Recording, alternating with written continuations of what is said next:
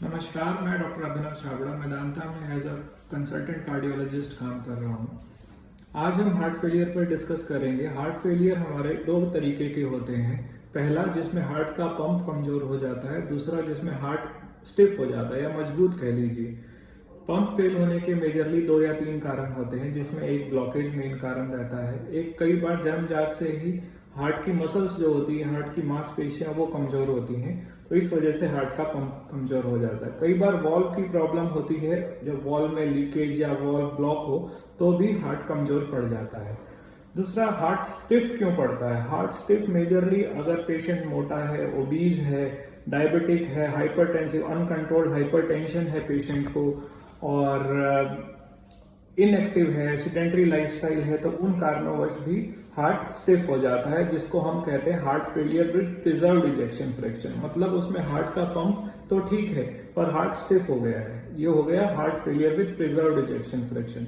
दूसरा होता है heart failure with reduced ejection fraction, जो मैंने पहले आपको बताया, जिसमें हार्ट का फंक्शन कमजोर हो जाता है, मतलब हार्ट का पंप कमजोर हो जाता है, जिस कारणवश जो ब्लड सप्लाई है पूरे शरीर को पूरी नहीं मिलती। इस वजह से पेशेंट को जल्दी से सांस फूल जाना, रात को सोते हुए नींद में जब पेशेंट सीधा लेटता है तो सांस फूल जाना, थोड़ा भी चलने से, थोड़ा भी काम करने से सांस फूल जाना। तो ये मेजरली 2 कारण होते हैं हार्ट फेलियर जिसको कहते हैं, heart failure with reduced ejection fraction, heart failure with preserved ejection fraction.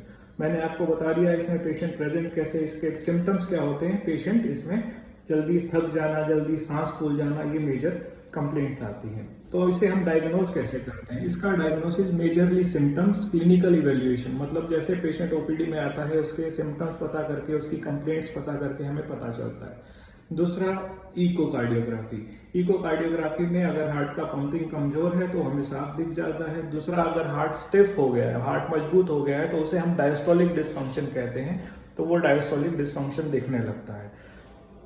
तीसरा, ब्लड टेस्ट में एक एंटी प्रोबीएनपी नाम का एक टेस्ट होता है, जिसका अगर वैल्यूज 500 से ऊपर जाने लगे तो वो दोनों ही हार्ट फेलियर विद जिसमें पंप कमजोर है उसमें भी, और जिसमें हार्ट स्टिफ हो जाता है, जिसमें पंप ठीक है बट हार्ट स्टिफ है, उसमें भी बढ़ जाता है।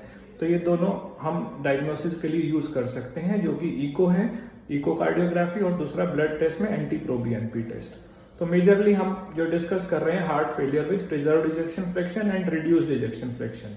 दोबारा बता रहा हूँ, हार्ट फेलियर जिसमें हार्ट का पंप कमजोर है, और दूसरा जिसमें हार्ट का पंप तो ठीक है पर हार्ट स्टिफ हो गया है। तो ये 2 टाइप के हार्ट फेलियर के तरीके हो गए। अब इसका ट्रीटमेंट क्या आता है? ट्रीटमेंट वाइज हम इसको मेडिसिन, मतलब मेडिकली मैनेज कर सकते हैं, कि जैसे हार्ट फेलियर अगर रिड्यूस फ्रैक्शन इजेक्शन फ्रैक्शन है उसके लिए ट्रीटमेंट दूसरा है, और जिनका पंप ठीक है लेकिन स्टिफ हो गया उसके लिए ट्रीटमेंट दूसरा है। दोनों हम मेडिसिन से मैनेज कर सकते हैं। तीसरा, हमें इनका कारण ढूंढना चाहिए कि हार्ट का पंप कमजोर या स्टिफ क्यों हुआ है। हार्ट का पंप कमजोर, जैसे मैंने आपको बताया कि कोई ब्लॉकेज वगैरह तो नहीं है, कोई वॉल्व में लीकेज तो नहीं है, इस कारणवश अगर ऐसा कोई कारण है तो उसे भी ठीक करना चाहिए। और जो हार्ट स्टिफ हो गया है उसका कारण मेजरली अनकंट्रोल्ड बीपी, ओबेसिटी, तो इन कारणों को भी ठीक करना चाहिए।